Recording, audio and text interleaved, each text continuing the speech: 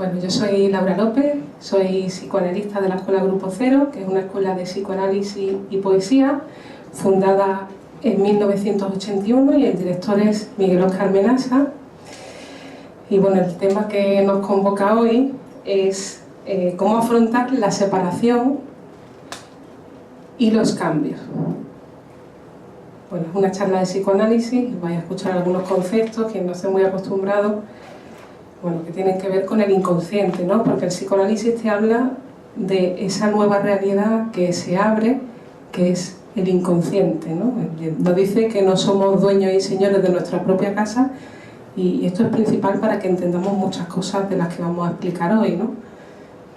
Que somos un sujeto dividido, hay una parte consciente que digamos que es la perceptual, la que percibimos, tanto hacia afuera como hacia adentro, y luego hay un inconsciente que es ahí donde anidan los sentimientos, los afectos, y bueno, y en todos nosotros hay procesos inconscientes y tienen que ver, dicen que las vías regias, las vías para acceder al inconsciente son los sueños, los lapsus, los olvidos, los chistes, ¿no? Que te hablan de algo más que hay en nosotros, que a veces hacemos las cosas sin querer, sin darnos cuenta, y eso habla de una complejidad en el ser humano, ¿no? Que tiene que ver no tanto con la razón, sino con esa ruptura que hace el psicoanálisis, que nos dice que hay algo más grande que hay en nosotros, ¿no? Que no solo determina, que es lo inconsciente.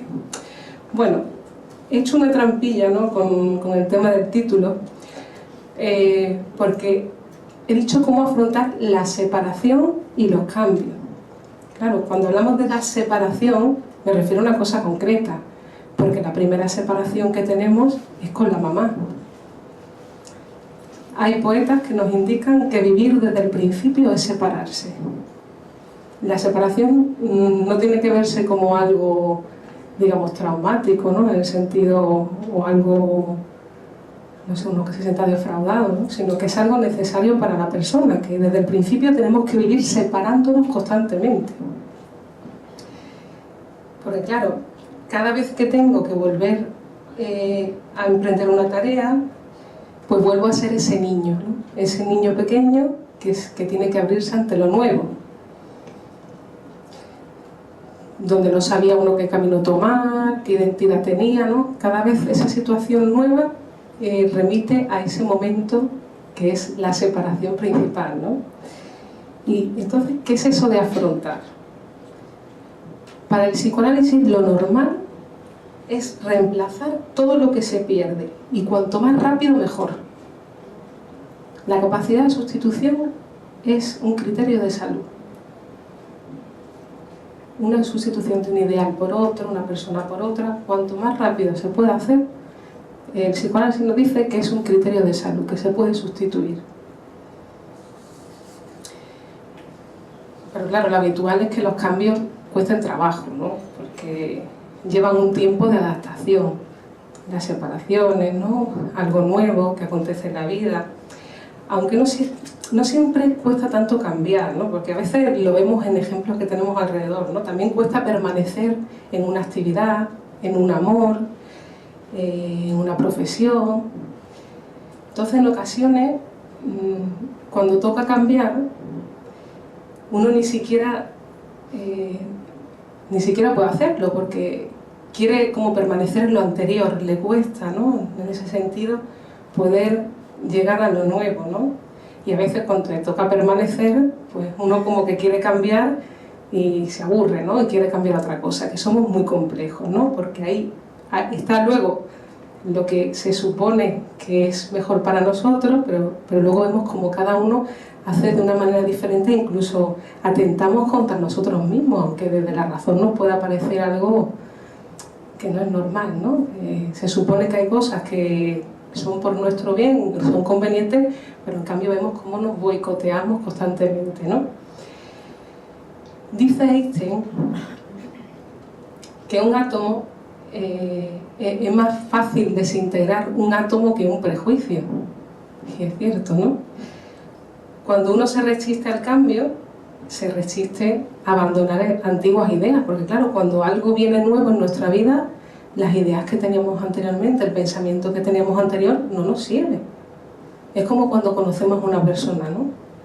Una persona nueva que aparece en nuestra vida, no la puedes comparar a relaciones anteriores. Hay personas que rechazamos, ¿por qué? Porque nos tocan, de alguna manera nos transforman. Hay libros que no podemos leer porque en la lectura sufrimos un fuerte rechazo, porque es algo nuevo que viene a plantearnos como sujeto a nosotros. Porque en cada cosa que nosotros hacemos nos vamos a transformar. Aprender tiene que ver no con conocimientos que nos enchufen, sino con cómo me transformo yo en lo nuevo que me viene. Uno sabe que ha aprendido algo cuando se ha transformado, si no, no lo sabe. Es incluso cuando llega el examen, ¿no? Uno no sabe lo que va a decir, en el sentido de que cuando llega el momento es cuando ahí es donde se despliega el saber de la persona. Pero que para que me llegue lo nuevo uno se tiene que transformar. Pero es algo que ocurre a todos, que estamos en constante cambio, ¿no? Hay una frase que dice, no cambies nunca, ¿no? Pero claro, esa frase estaría bien si las personas naciéramos hechas, ¿no? Si tuviéramos ya una forma, tuviéramos... ¿no? Pero esta frase es imposible porque ¿cómo no vas a cambiar nunca? Es que quien no cambia nunca es porque está muy enfermo. Uno está en continua evolución, en continuo cambio, es imposible no cambiar. Lo único que permite seguir creciendo, seguir prosperando en el amor, en la inteligencia, en lo económico, en las relaciones sociales, laborales, es aceptar que uno no está en ese sentido acabado, terminado, que hay mucha evolución por delante, ¿no? No tiene que ver con la edad, tiene que ver con ser un humano, ¿no? Sujeto del deseo. En este sentido, podemos decir que hay situaciones humanas por las que atraviesa todo humano, ¿no? Es decir, el niño pasa la adolescencia, la profesión, ¿no? Que son decisiones constantes en nuestra vida, hay cambios, transformaciones, y claro, frente a esas mismas situaciones, no todos los seres humanos reaccionamos igual, ¿no? ¿De qué depende que una persona reaccione de una manera o de otra? Muchas veces, incluso por no aceptar ese cambio, las personas enferman.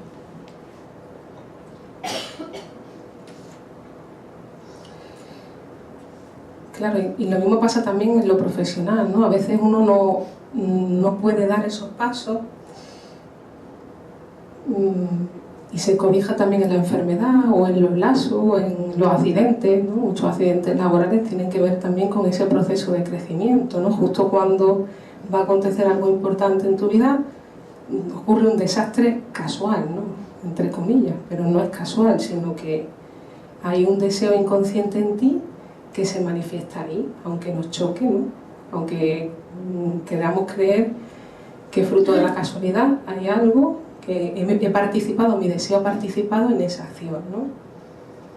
Además, nos cuesta cambiar, porque para poder permanecer en las cosas tenemos que poder poner nuestro interés en ellas, ¿no?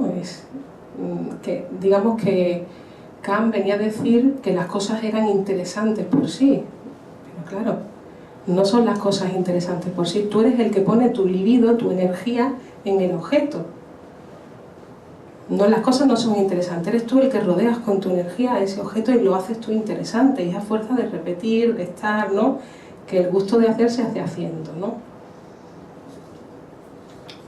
Y claro, cuando se finaliza una relación, ¿no? No es solamente decir adiós en esa relación, sino que también hay que abandonar esos lazos afectivos, porque claro, al ser humano le cuesta abandonar situaciones anteriores que le han dado placer, posiciones anteriores, y claro, requiere de un periodo en el que vaya, pues, digamos, retirando esos lazos afectivos a eso que se ha separado, ¿no? Recientemente.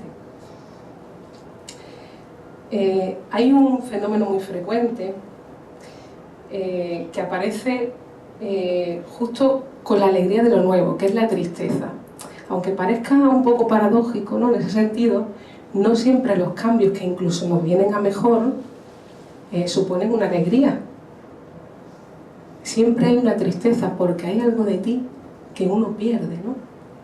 Entonces, ante un cambio nuevo, supuestamente tendríamos que estar muy contentos, pero siempre hay una parte de tristeza porque hay algo de ti que se va a abandonar, ¿no? Que hay una transformación. Y se añora lo anterior, ¿no? Aunque en ese sentido me acuerdo, trabajamos también con empresas, ¿no? Y recuerdo a una persona que justo iba a conseguir un puesto que le iba a ocasionar una remuneración económica mejor, era un puesto intermedio y supuestamente lo ansiaba durante mucho tiempo, ¿no? Entonces cuando llegó justo el momento de la entrevista se puso enferma, un montón de actos, ¿no? que se hicieron de una manera que hablaban de su deseo, porque en realidad no quería ese puesto, porque le suponía, claro, muchas veces son las fantasías que uno tiene del futuro, ¿no? De a lo mejor cree que va a abandonar la relación que tiene, va a transformar las cosas, ¿no? Entonces, un paso adelante, aunque podamos pensar que es para mejor, para nuestra conveniencia, vamos a crecer, a veces uno en ese sentido, pues ve que no estamos siempre a favor de lo que supuestamente es mejor para nosotros, ¿no? Sino que hay fantasías de fondo, hay impedimentos en ese crecimiento y hay cosas que uno no quiere cambiar, ¿no? Aunque le toque, y a veces uno enferma por eso. Hay que considerar también, esto es interesante, ¿no? Esa tendencia sufridora o masoquista, ¿no? que nos trae el psicoanálisis también, ¿no? Que en todos nosotros hay un masoquismo, ¿no? Hay una tendencia a sufrir, que incluso cuando se alcanza el éxito, digamos que es peor tolerado que incluso el fracaso. Nos vemos mejor en los fracasos que en los éxitos, aunque parezca un poco contradictorio. Pero justo cuando alguien alcanza un éxito muy anhelado, ahí es cuando a veces cae en la ruina, ¿no? En el sentido de eso, que alcanzar posiciones mayores cuesta, ¿no? Y todo cambio, también esto es interesante, implica el final de algo y el comienzo de otra cosa. Cuando tú empiezas algo, implica también el final de otra cosa. Entonces, tomar decisiones es algo que nos acompaña durante toda la vida. Todo humano en cada momento de la vida tiene que tomar esas pequeñas y grandes decisiones en la vida, ¿no? Y algunas de ellas pues incluso determinan tu vida, ¿no? Hay decisiones importantes que a uno le hacen pues dar más pasos en cada uno, ¿no? Y a veces se prolonga esa etapa por no pasar a la siguiente para no tener que decidir, ¿no? Hay personas que alargan su época de estudio, su época en un puesto de trabajo, porque les cuesta decidir, les cuesta dar los pasos cuando ya le toca, ¿no? Recuerdo una persona que estaba haciendo una tesis doctoral y llevaba con la tesis doctoral 15 años, ¿no? Era como eso, no querer alargar ese proceso de decisión, le tocaba la otra cosa, no podía ir. Muchos chicos, ¿no? Chicas les pasa en la adolescencia que justo cuando están en un curso en el que tienen que dar ese paso a la universidad tienen ahí como una etapa en la que les cuesta, ¿no? Tienen fracaso escolar, diferentes sintomatologías, ¿no? Que hablan de ese paso que les cuesta dar, ¿no? Que les cuesta ver el futuro, pues claro, abandonar esa familia, ¿no? que de alguna manera nos acogió en su seno, ¿no? Cuando nacimos, es una de las cosas peores, en el sentido que es una de las cosas más conflictivas que el ser humano tiene que tomar, esas decisiones, ¿no? De abandonar esa familia primera para estar en el mundo, ¿no? Y eso genera miedo, angustia, cambio. Pues claro, ante lo nuevo siempre algo de angustia nos va a pasar. Que quien diga que no se angustia ante un cambio es falso. Siempre va a haber una angustia antes de realizar cualquier paso, ¿no? Y a veces uno se queda en esa fantasía de catástrofe, de ruina, ¿no? Y a veces no es algo que uno piense, sino que ves por cómo te pasa en esas decisiones que tienes que tomar, que no es algo que tú lo llegues a pensar, a veces ni lo sabes, ¿no? Pero ves en tu vida que hay algo que te frena, que ves que no puedes, que aunque quieres no puedes, y porque hay una base ahí de algún conflicto interno, en el sentido de que tienes problemas en verte en ese crecimiento, ¿no? También es interesante que el hecho de finalizar algo y comenzar otra cosa también recuerda a nuestro propio final, a la mortalidad, ¿no? Porque claro, la muerte es algo que es inconcebible para el ser humano, en el sentido de que inconscientemente somos inmortales, ¿no? Que es difícil para nosotros sabernos mortales, incluso lo vemos en los entierros, ¿no? Los entierros es cuando más chistes se cuentan. Pero claro, es Y dice, ya no me ha tocado a mí, ¿no? O también puede pasar que uno se ponga triste también porque le recuerda, aparte de la pérdida del ser querido, ¿no? También porque le recuerda su propia mortalidad. Pero esto que os digo de la mortalidad tiene que ver también cómo uno vive, en el sentido de que no es que yo piense, ay, un día voy a morir, no, sino es cómo uno hace la vida, porque a veces es como si uno vive como si el mañana fuera a existir, ¿no? Es como, vemos que hay personas que viven como si fueran inmortales, ¿no? En el sentido de que cometen riesgos, no cuidan, no hacen cosas que vayan a transformar en el futuro, sino creen que van a vivir como eternamente, ¿no? Es decir, de un día para otro no hacen nada para seguir andando esos pasos como si fueran a vivir eternamente, ¿no? Con eso me refiero a la mortalidad, viven como si fueran inmortales, como si el tiempo no pasara, ¿no? Claro, y el cambio también pone en juego pues la diferencia. Y claro, la diferencia también es algo pues que es difícil de incluir para el ser humano, porque que el otro sea diferente a mí incluso produce rechazo. Ahora que estamos con el fútbol, ¿no? Los países más cercanos, pues los que son más semejantes se rechazan, ¿no? Que hay siempre un narcisismo en nosotros de rechazar lo que es un poco diferente. No toleramos la diferencia, es algo complejo. Cualquier novedad incluso la hacemos comparar con lo que ya conocemos. Y claro, se trata, a veces queremos entender rápidamente cuando hay que esperarse, ¿no? Hay que tener paciencia que las cosas vayan pasando, ¿no? Porque claro, frente a lo nuevo siempre nos inquietamos y siempre hay una incertidumbre, una pregunta, ¿no? De cómo será, qué pasará, ¿no? Pero hay que tolerar esa incertidumbre porque si no uno se apresura y estropea, ¿no? Porque hay momentos, hay un instante de ver, otro de comprender y el final, y todo requiere sus pasos, ¿no? Y a veces uno quiere acelerar y lo estropea. En ocasiones, frente a esa incertidumbre, empiezan a aparecer esas fantasías de catástrofe, ¿no? De que me va a ir mal, de no sé cuánto, ¿no? Que es como... Y bueno, también está la duda, ¿no? Que tiene que ver con ese posicionamiento del obsesivo, que está siempre dudando ante cualquier decisión que vaya a tomar, siempre se queda en esa duda. ¿Y si hago esto? ¿Y si...? ¿No? Que en ese sentido hay que entender que esa duda que a uno le asalta forma parte de la neurosis, ¿no? En el sentido que es algo que te impide dar esos pasos, te deja anclado ahí, ¿no? En esa duda constante. Porque claro, frente a los cambios también es importante que siempre los vamos a rechazar, aunque sea mejor para nosotros. Los cambios siempre van a ser muy rechazados. Y como un ejemplo de esto es, a lo largo de la época hemos visto como inventos que han venido a cambiar la forma de vivir del ser humano, ¿no? Que incluso ha sido algo beneficioso, ha sido muy rechazado, ¿no? En la revolución industrial aparecieron las máquinas y los obreros rompían las máquinas porque creían que le iban a quedar sin trabajo, que iban a estar peor, ¿no? Y luego vemos que se modifica, ¿no? Que las tecnologías nos vienen, depende de cómo las usemos, nos vienen a facilitar la vida, la transformación de la naturaleza, ¿no? Y siempre lo nuevo se ve como un rechazo. Además, ahora en esta época moderna, ¿no? Si podemos decirlo así, las nuevas tecnologías, quien critica las redes sociales, que si el móvil, ¿no? Pero claro, también tenemos que entender que depende de cómo se use, ¿no? Que forma parte de eso de la evolución, ¿no? De que podamos utilizar esa herramienta para facilitarnos la vida, las relaciones, ¿no? Y ya cada uno es como la use, ¿no? Que no tiene nada que ver con el objeto, con el avance, sino en qué posición esté uno. Claro, se habla de adicción, pero claro, no hay nada que te produzca adicción, sino que es la posición tuya de adicto, ¿no? En el sentido que se puede ser adicto a cualquier cosa, ¿no?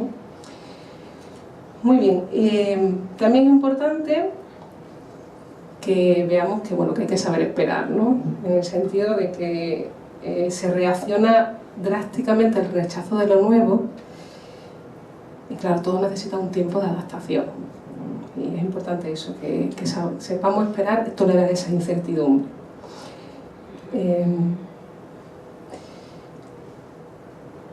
Claro, uno se aferra siempre a lo viejo, ¿no? Y es como las relaciones a veces, las separaciones, ¿no? Es como que nadie me va a querer como esta persona o relaciones anteriores, cosas que uno ya ha vivido. pero que claro, ya han pasado, ¿no? Y ya te toca a lo mejor otra cosa. Y uno se aferra a lo viejo por esa incertidumbre, por no pensar que bueno, que te puede ir mejor, ¿no? ¿Por qué te tiene que ir mal? Si esa relación ya ha pasado o esa situación ya la has vivido y ha pasado de determinada manera, también hay que tolerar que las cosas pasan como pasan, ¿no? Y que en la vida va dando unos pasos y va sustituyendo unas personas por otras, ¿no? Porque el cambio forma parte de la vida. Quien me diga aquí que no ha cambiado nada es imposible, ¿no? Forma parte de nuestro vivir el cambio constante. La persona implicada pues no se da cuenta de que le pasan todas estas cosas, y no es que uno diga no quiero cambiar, ¿no? Es lo que decíamos antes. No es que uno diga no quiero cambiar, no quiero hacer esto, sino que en tu vida se refleja esa detección en el crecimiento, ese quiero pero no puedo, ¿no? Y ahí estás hablando de algo que te ocurre a ti con los cambios, ¿no? Que te detienes, no puedes dar esos pasos. El miedo es una muestra del sujeto del deseo, ¿no? También te muestra ese deseo que se exterioriza en esa imposibilidad, ese deseo inconsciente que hemos dicho, ¿no? Que es el temor a algo, pero que parte de uno mismo, en el sentido de que hay en situaciones que tienen que ver con miedos anteriores que uno no los refleja en la actualidad, ¿no? Hay algo que de alguna manera a uno le ha impactado en nuestro aparato psíquico y eso se desplaza a la actualidad en cosas que a lo mejor son irracionales, son absurdas, ¿no? No entiendes, por ejemplo, por qué odias a una persona, por qué odias esa situación, cuando racionalmente es algo que no lo entiendes, ¿no? Pero tiene que ver con otras situaciones que se han desplazado a la actualidad. Por eso decía al principio que era muy importante que distingamos que somos personas, somos sujetos psíquicos en los que hay una parte consciente y otra inconsciente, ¿no? Porque hay algo que te lleva a ese lugar y por eso, porque somos esa complejidad, ¿no? Esa división en la persona. Bueno, hay muchas personas que no se han podido separar de su mamá, esta es la primera separación, ni psíquicamente, etcétera, ¿no? Es un proceso normal. Es inevitable, pero hay personas que no lo pueden hacer, ¿no? En el sentido, no hablamos ya físicamente, ¿no? Que no te puedes, sino de esa función madre, es decir, uno va al mundo creyendo que el otro le dé todo, de mantener esa relación idílica en la que yo soy amado, que no me muevo para las cosas, ¿no? Digamos que de alguna manera uno está como esperando recibir siempre, ¿no? Y a veces tiene que ver con esos cambios que hablamos, ¿no? Esa separación con esa primera figura, que no es tanto la mamá que tienes a tu lado, la señora esta que está aquí, ¿no? Sino tiene que ver con esa idea o esa manera, ¿no? Que uno a veces tiene de relacionarse con el mundo, que es como si estuviera en un papel pasivo, ¿no? Recibiendo y no dando esos pasos necesarios para transformar la realidad, se queda como en la fantasía, ¿no? Entonces la transformación es necesaria e inevitable para todos. Porque claro, a veces uno no está seguro de hacer algo, ¿no? Como si creyéramos que hay frases correctas, que hay vidas correctas, caminos correctos, y no. ¿A qué esperas? ¿A tener la frase perfecta para dar el paso? No, uno se tiene que equivocar, uno equivocándose también es como aprende. Si uno no hace las cosas, no las aprende. No es lo mismo que te lo digan que uno lanzarse a hacerlas, ¿no? Que tenemos que tener en cuenta que el ser humano aprende, está vacío, ¿no? Aprende todo desde cero. Entonces, es cuestión de eso, de lanzarse a hacer, realizar, confiar no tanto en uno, sino en el trabajo que uno va realizando, ¿no? Cuando hablamos de separación y de cambios, también creo que es importante hablar de la tristeza, ¿no? Porque es un sentimiento que en esa separación también lo podemos comparar, por así decirlo, con el duelo que nos produce la separación, o bueno, ya lo más grave ya es la melancolía, ¿no? La depresión, que no debemos confundirlo, ¿no? Es normal la tristeza porque acontece en todas las situaciones de cambio, ¿no? Lo hemos dicho antes. Es algo que se tiene que renunciar, ¿no? Eso es lo que pensamos, ¿no? Que algo se renuncia, cuando en realidad dice que en esta renuncia, al ser vivida como una pérdida, puede llegar a provocar tristeza, pero que en realidad es un error de percepción pensar que cuando se elige algo se renuncia a aquello que no se ha elegido. Cuando se elige algo se abre un camino. No es que se abandonen los demás, porque los demás tampoco estaban, ¿no? Podemos decir que cuando se elige un camino se renuncia a nada. Cuando se elige un camino se renuncia a nada, porque los otros tampoco lo tenían, ¿no? Sino que estás produciendo constantemente. Nunca se tiene nada en la vida, no tienes ni la vida, ¿no? Lo que estás seguro es que te vas a morir, pero claro, por el camino más largo, ¿no? Que puedas producir vida. Cuando no se logra elaborar una situación nueva, suele ocurrir que, claro, que te invade esa tristeza, ¿no? Cuando no puedes elaborar esa situación. Y bueno, hay apatía, desinterés por todo lo que nos rodea, ¿no? Esa tristeza que nos dice. Pero claro, aunque tengas una situación mejor, ¿no? Aunque vivas una situación mejor, siempre te acontece esa tristeza, ¿no? Es como lo que hemos dicho antes, porque siempre hay algo de ti que abandonas, hay algo de lo que te separas y eso siempre te va a producir tristeza, que es separar esa afectividad que tienes hacia lo que has perdido poco a poco, y ahí es donde te acontece la tristeza.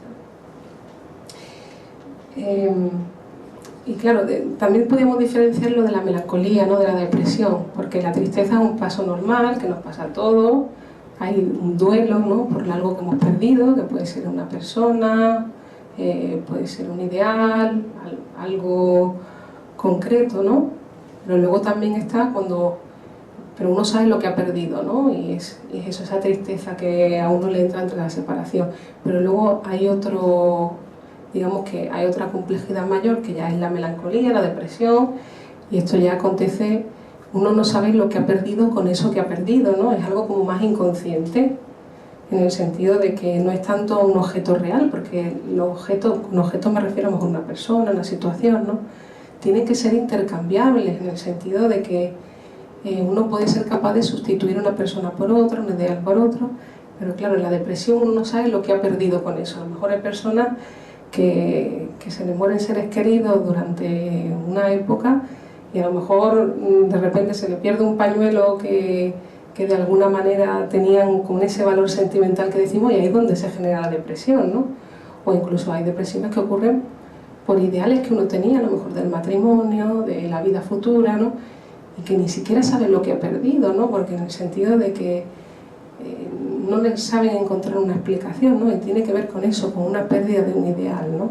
Y lo que decimos del pañuelo por el ahorro del gasto psíquico, ¿no? En el sentido que concentra ahí eso perdido, y cuando se pierde eso es cuando cae la melancolía, porque te identificas con lo perdido.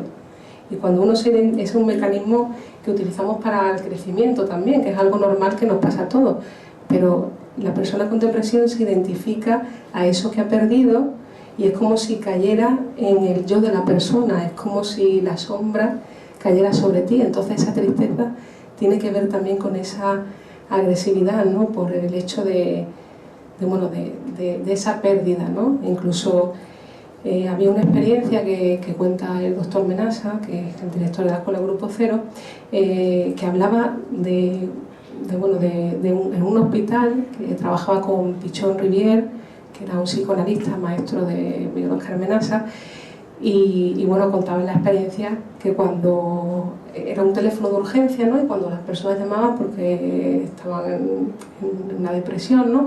Dicen que lo primero que le preguntaban era ¿a quién quiere usted matar? ¿No? Diciendo yo me quiero matar. ¿Y por qué le hacían esa pregunta? Porque había una agresividad puesta en lo que ha perdido, ¿no? Y era como en ese primer impacto para que esa persona realmente pudiera dar cuenta de si realmente estaba hablando de sí mismo, ¿no? Porque el depresivo siempre se toma autorreproche, o estaba hablando de esas características de ese objeto que había perdido, ¿no? O de esa persona, ¿no? Y ahí es cuando empezaban ya a trabajar, ¿no? Ese impacto ya, ahí pues claro, necesitaba un especialista, ¿no? Que pudiera dar cuenta de ese trastorno, ¿no? Que pudieran ayudarle pues bueno, a desligarse de esa enfermedad. Hay un poco de verdad en que todo cambio es una pérdida, pero la pérdida es de uno mismo, ¿no? En el sentido de que uno no va a ser el que era, ¿no? Uno cuando tiene una nueva relación ya no vas a ser el que era, porque esa persona de alguna manera también te va a transformar, ¿no? Que a veces las parejas se pelean, ¿no? Diciendo, hay que ver cómo has cambiado, hay que ver, ¿no? Ya no eres la misma, ya no eres el mismo que era, pero es que es imposible que seas el mismo o la misma, ¿no? Porque estamos en continua transformación. Te lees un libro nuevo y de alguna manera te toca, te transformas, dices otra frase. Escribes poesía y te das cuenta que tus palabras se abren, tu vocabulario, tu diccionario. No es lo mismo manejar 100, 200 palabras que manejar 3000. Puedes hacer muchas más combinaciones, en el sentido de que luego te vas a abrir otros mundos, vas a poder conocer a otras personas, porque las palabras son las que te ayudan a nombrar la realidad. Y cuando tú puedes combinar diferentes palabras, vas a conocer otra Málaga de la que estás, ¿no?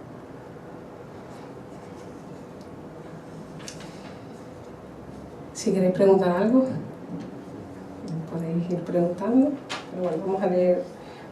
Vamos a pasar también a hablar creo que es importante en el tema de los cambios, aprender, ¿no? Porque esto es importante, ¿no? Porque a veces hay frases que se dicen, ¿no? Que uno quiere la vida muy tranquilita, que no le pase nada, pero claro, eso no es el ser humano, no se puede dejar llevar por el principio del placer. Aprender, crecer, tiene que ver con esa inquietud, ¿no? Con esa inquietud que a uno de alguna manera le produce esa zozobra y le permite crecer. Entonces, aprender no tiene que entrar del orden de los gustos, sino precisamente en lo que es más conveniente para ti, en los compromisos, en una serie de acciones que te van a provocar inquietud, que no vas a estar precisamente tranquilito, sino que te va a provocar cuestionarte en ti muchísimas cosas, estar en conflicto incluso contigo mismo, pero esa forma parte del crecimiento, ¿no?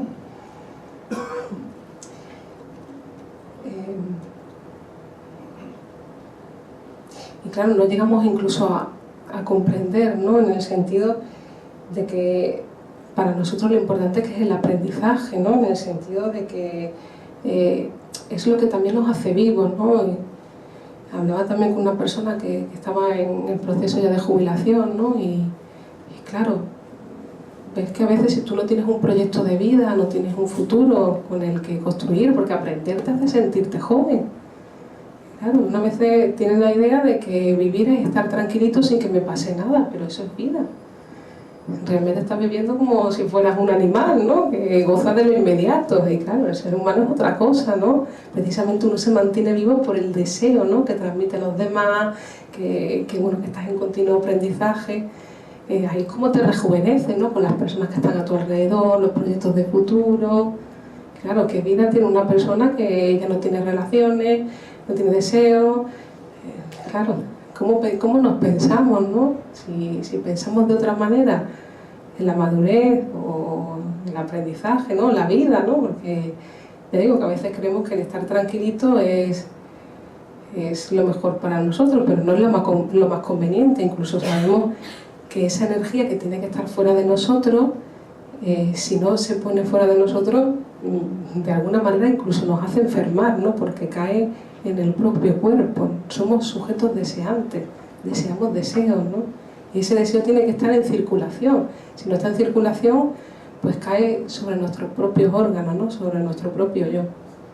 El narcisismo tiene que ver con eso, con no poner la energía fuera de nosotros, sino que está siempre en nosotros, ¿no?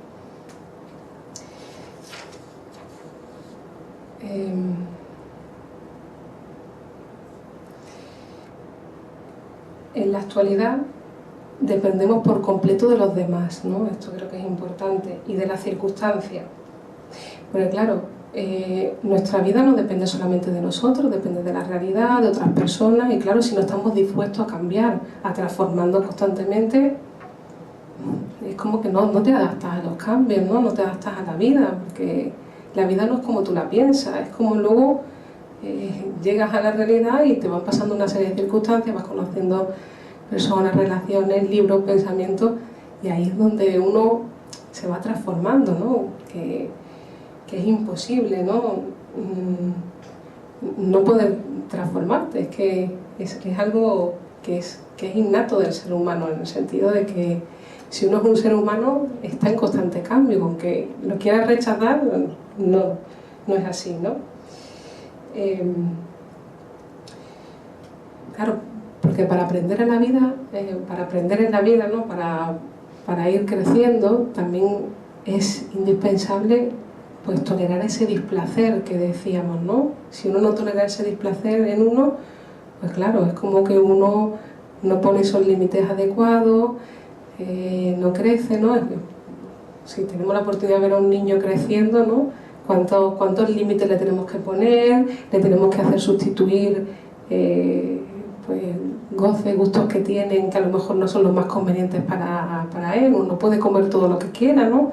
Tiene que ponerse ciertos límites, poder sustituir el goce de comer por el goce de la palabra, ¿no? Digamos que son elementos que nos van haciendo más humanos, y eso siempre nos va a producir un displacer en nosotros.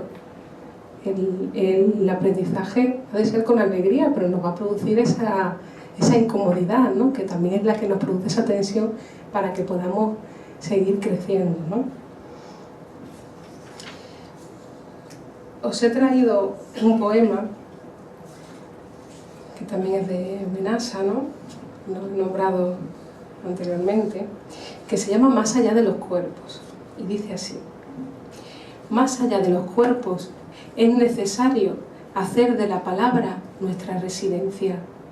Soy un travesti del pensamiento, vivo como un hombre cualquiera, pero pienso como una mujer ambicionando su libertad. Nada podrá detener mi marcha hacia los espacios celestes. Vistas de un lado, las cosas me van bien. Lo que me queda son miedos tontos, la casa, la comida de mis hijos. El pasaje dice: poeta hacia el espacio, y sin embargo 1000 cadenas de amor me atan a la tierra. Padezco un dolor inocente, soy el que no quiso morir y escribo versos. Bueno, estáis muy calladitos, ¿eh? Bueno, ¿qué queréis? ¿Queréis preguntar algo acerca de la separación, los cambios? ¿Tenéis algo que decir? Por allí hay...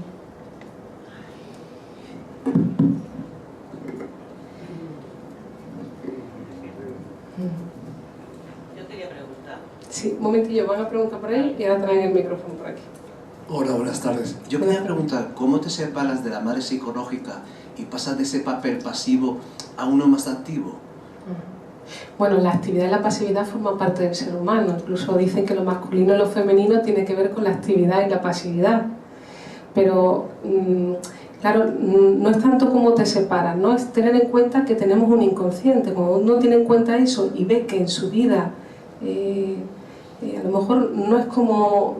está uno insatisfecho, no es como quisiera, ve que no puede mantener ciertas relaciones, no puede trabajar, ¿no? Hay algo que de alguna manera no puede controlar, ¿no? Que no se puede controlar, por supuesto, pues eso nos hace pensar que igual uno necesita una ayuda para poder separarse de esa madre que no tiene tanto que ver con esa mamá que hemos dicho física, sino que es la inconsciente, en el sentido de que uno va por la vida creyendo que se lo den todo, en esa posición pasiva, no puede sustituir esos primeros familiares por otros, tiene conflictos en las relaciones, ¿no?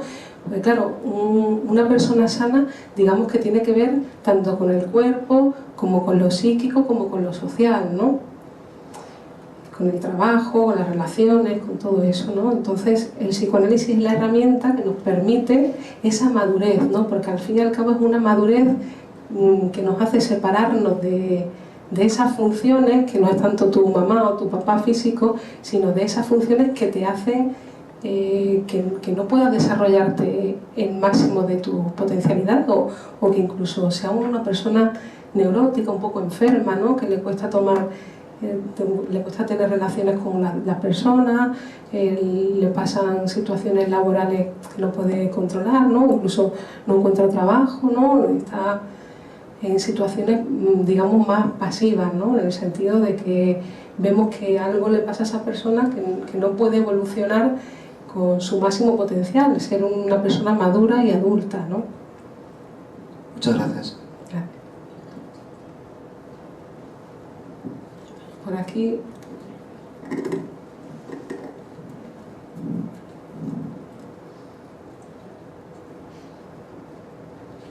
Aquí. Mira, pensando, yo creo que te iba a hacer una pregunta tonta. Porque me he dado cuenta, bueno, empezaste diciendo que lo bueno, la persona que está sana, pues cambia una persona por otra, ¿no? Te hablo de cuando te separas de una pareja. Sí. Por otra parte, lo veo contradictorio de, bueno, que se dice pasa de un día para otro, ¿no? Te quiero decir. Entonces, claro, me imagino que te refieres a separarte, hacer duelo y después ya encontrar otra pareja. Bueno, pero en cada persona es diferente, ¿no? Y ya digo, una de las criterios de salud es poder sustituir, porque a veces es la sociedad la que, con esa moral, ¿no?, que nos acusa, la que nos impone cuáles son los periodos, cuáles son los tiempos. Si una persona puede sustituir a otra, incluso en un espacio de tiempo breve, moralmente o ideológicamente se dice como que no ha querido a la otra persona, ¿no? Pero sabemos que es al contrario. Cuando tú puedes sustituir una persona por otra, a esa persona la has querido. Porque si te permaneces en la pérdida durante mucho tiempo, es que inconscientemente ese objeto, esa persona, era otra cosa, no era un ser humano. Era otra relación que no sabes lo que es, ¿no? Sabes lo que has perdido, pero no sabes lo que has perdido con eso. Si puedes sustituir una persona, pues las personas somos sustituibles. Cuando uno está en un puesto de trabajo, pues sustituir a una persona a la otra, ¿no? Sí, no te digo que no, pero que todo lleva su tiempo. Digo yo, los sentimientos. Bueno, claro. ¿y quién pone el tiempo? Depende de la persona, ¿no? ¿Quién pone el tiempo? ¿Quién dice este tiempo es normal, este tiempo no es normal? Hay relaciones que ya estaban rotas durante mucho tiempo, ¿no? ¿Quién determina el tiempo que tiene que pasar para que puedas rehacer tu vida con otra relación? La persona que lo viva, claro está. ¿Quién lo va a terminar? Eso lo es que claro, es como si una persona se separa y ya cae con esa separación, ¿no? Tiene que poder tener otras cosas en la vida, sustituirlo por otros ideales, por otras personas, otras relaciones, el trabajo, la vida continúa. Si uno cae con eso que ha perdido, es que inconscientemente era otra cosa, no era una persona para él, no era un amor, era algo más inconsciente, ¿no? Algo que tiene que ver con la falta, con lo que creía que le faltaba. Es como si su vida fuera solamente ese sostén. Y claro, no puede ser algo solamente lo que te sostiene en la vida, tienes que ser capaz de sustituir, porque en la vida va a haber muchas pérdidas, constantemente. Ya. Pero yo me refería justamente a la parte sentimental de pareja. Y después, bueno, lo que este hombre te ha preguntado, me imagino que eso es lo que llamáis ustedes corte umbilical, ¿no? ¿Cómo? El cortar con la madre, el corte umbilical. Bueno, lo podemos llamar así, ¿no? ¿A qué te refieres con cordón umbilical? Pues eso cuando una persona no se puede separar de su madre, psíquicamente, como has comentado, que no es la madre físicamente, sino la que tenemos dentro. Bueno, hay personas que ciertamente no pueden separarse de esa primera familia, de ese primer ideal, ¿no? En el que la madre te lo cubría todo, abría uno la boca y era todo, era como esa madre totipotente, que no te faltaba nada con ella. Entonces, es cierto que hay personas que no se pueden separar. La neurosis tiene que ver con eso, con quedarse en lo familiar, ¿no? No poder ingresar al mundo, desarrollarse como un ser adulto, tener otras relaciones, el trabajo, la actividad, ¿no? Hay personas que se quedan, incluso lo hemos dicho a lo largo de la charla, en una enfermedad como secuestrados en esa energía que no lo pueden utilizar para sustituir esos primeros amores que son la familia, ¿no? Bueno, gracias. Gracias. Buenas tardes. Mira, Buenas tardes. yo quería preguntar, ¿ha habido una relación con personas que dudan ante todas las reacciones que tengan que hacer en la vida, las decisiones, Y eso le has comentado que era como una neurosis. Ujú. Y yo quería saber si el ser una persona que duda en todo, o en casi todo, ¿eso produce una neurosis porque es una enfermedad o porque la persona es así, de carácter neurótico? Es lo que yo no sé. Bueno, para empezar, el carácter para el psicoanálisis, a ver, no es que uno tenga un carácter neurótico, ¿no?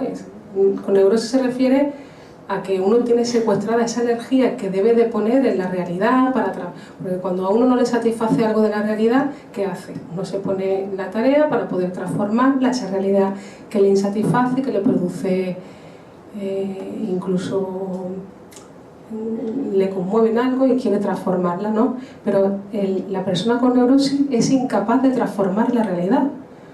Es decir, en lugar de poder poner esa energía, está todo el día en su fantasía, no puede transformar nada de lo que le pasa alrededor, ¿no? A eso se refiere. Que, a ver, que lo que nos trae el psicoanálisis y Freud no es tanto patologizar, ¿no? Poner etiquetas, sino nos dice que todos tenemos los mismos mecanismos psíquicos, todos. Y que hay posiciones psíquicas, ¿no? No tanto carácter, sino que la posición a lo mejor obsesiva que he comentado antes, todos tenemos esas posiciones, ¿no? Pero el poder utilizarlas en los momentos adecuados, en las situaciones adecuadas, en el sentido de que uno tiene que ser un poco obsesivo para permanecer en una situación. Quien alguna vez no ha imaginado que le llaman por su nombre y dicho, mira, ¿no? O algo de la realidad que tú no puedes tolerar y te inventas otra realidad, ¿no? Que todos lo hacemos un poco en ese sentido, pero hay personas que están más desarrolladas, por ejemplo, esa cuestión que comentas de la obsesión, ¿no? Hay personas que tienen más desarrollada ese mecanismo del obsesivo, en el sentido de que para cualquier paso que va a dar en la vida están siempre dudando. Entonces, una cosa es que uno duda y no haga caso, siga adelante, porque a todos nos pasa, y otra cosa es que te quedes en la duda, que no puedas construir nada, no puedas avanzar nada y que estés constantemente en esa duda, ¿no? Que esa es la diferencia, ¿no? Entre una persona sana, que es la persona que tanto como físicamente, como psíquicamente, como en las relaciones sociales, ¿no? De otra persona que cada vez que tiene un cambio en su vida se detiene, se queda ahí o en la duda o en la fobia, ¿no? Que digamos que son posiciones que en cada uno pues hablan de nosotros, de nuestro deseo, ¿no? Vale. Gracias. Claro. Que no son tanto los cambios en sí, ¿no? Porque yo digo que cambios va a haber en todo, es como uno reacciona ante los cambios y eso tiene que ver con ese momento de la primera separación, ¿no? Hay personas que se quedan ahí en esa incertidumbre o tienen fantasías de catástrofe y no hacen nada, se quedan. Todo lo hacen en la fantasía, las relaciones las tienen en la fantasía, si quieren hacer un trabajo en lugar de hacer los pasos adecuados para llevarlo a cabo, están fantaseando constantemente, no pueden realizar esos pasos, cuando todos debemos ser capaces de poder transformar la realidad. Entonces la neurosis tiene que ver con eso, con quedarse uno en la fantasía y no poder transformar nada de la realidad, porque una cosa es que uno diga querer algo y otra cosa es que se haga, ¿no? Ahí es cuando tú lo haces, ahí sabes que lo has deseado, si no, no lo sabes. Cuando tú lo haces, ves que ha habido deseo. Lo de antes es darle vuelta a la cabeza, la imaginación, la fantasía.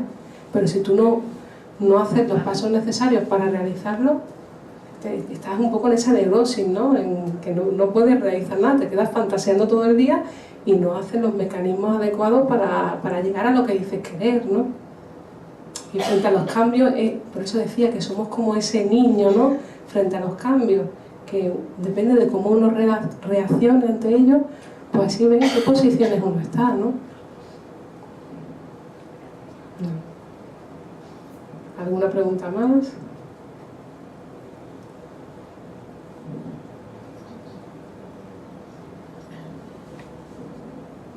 Bueno, por ahí. Hola, buenas tardes. Hola. Por favor, quiero preguntarle a usted cómo hacemos para ser una pareja buena, tranquila, sin problemas. Ah, eso existe, alguien tranquilo, bueno. Sin problema. Porque hace 25 años que intentaré yo siempre para llevar mi casa para adelante, el matrimonio es mío, pero siempre falla algo. Yo he montado una asociación de mujeres maltratadas. Aprendí mucho allí y practico lo que estaba haciendo. Pero siempre hay conflicto, ¿eh? Siempre. ¿Pero a qué llama conflicto? Con mi pareja nada más. Mi niño, gracias a Dios, está muy bien, ¿eh? Yo lo he educado como Dios manda, como dice. Bueno, si es como Dios manda. Sí, tengo 5 niños, han estudiado todos, han hecho carrera. Lo que me queda 2, que uno ha montado una empresa y la chica está siendo policía local. Entonces 3 han casado, se ha quedado conmigo ahora por el momento 2, pero con mi niño no hay problema, ¿eh? Yo estaba educándolo a ellos como un niño chico hasta el último día que salió de la casa. No me cansé nunca. Siempre me dice, mamá, tú eres muy pesada. Los directores le dicen, la madre es muy pesada, que salen los niños buenos. Y entonces le ayudaba a hacer los deberes, yo también he hecho mi carrera, yo he estudiado, le he enseñado, le he ayudado inglés, francés, el español, lo que quiere ellos, estaba estudiando con ellos a la casa, ¿eh? Y hace deberes, lo lleva por la ayuda. Ay, no le da tiempo a la pareja, se va a poner celoso, con tanto niño. Eso, y yo... tanto niño, la pareja que eso que, y yo le doy tiempo a cada programa de la vida mía. Le doy tiempo a todos. A mi pareja, a mi niño, a mi casa, a mi trabajo. Todo es suyo. Todo. Pero siempre falla algo. Mi marido es malagueño. Entonces, aquí hay un refrán que dice Andalucía, los andaluces se ahogan un vaso de agua. Y mi marido es así. Pero cómo le gusta que se ahogue. Sí, a él le gusta porque él siempre cuenta con alguien que le va a ayudar, que le va a abrir la puerta para salir. Él siempre cuenta conmigo como un niño chico.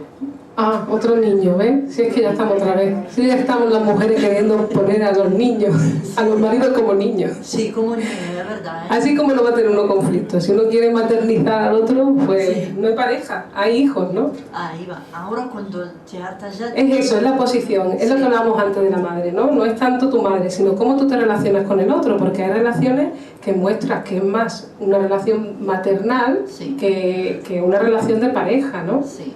En el sentido de, claro, que uno está ahí como si fuera su madre, y ahí claro, ahí no hay un hombre, ahí no hay un hombre, ahí hay un niño. Más que su madre, ¿eh?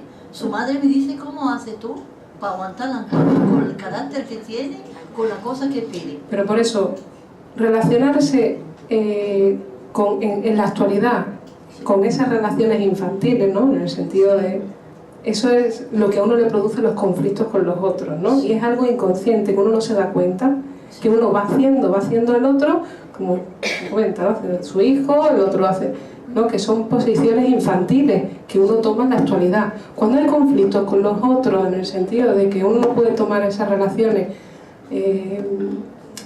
uno se encuentra mal, hay algo de fondo, ¿no? Es como uno se posiciona ante el otro, porque no tolerar las diferencias, permitir que el otro crezca, que haya esos cambios y poder transformarse uno cada vez. Ahí es donde uno se ve ese adulto, ¿no? Pero quedarse en esas posiciones infantiles, querer imponer al otro o que el otro sea de esta manera, no escucharlo. Hay muchísimos problemas de pareja que tienen que ver con estas cuestiones, ¿no? Con no poder tolerar al otro, no sabemos que incluso con quién se está relacionando, que a veces parece que se relacionan con esa madre, ¿no? O ese padre de la infancia, ¿no?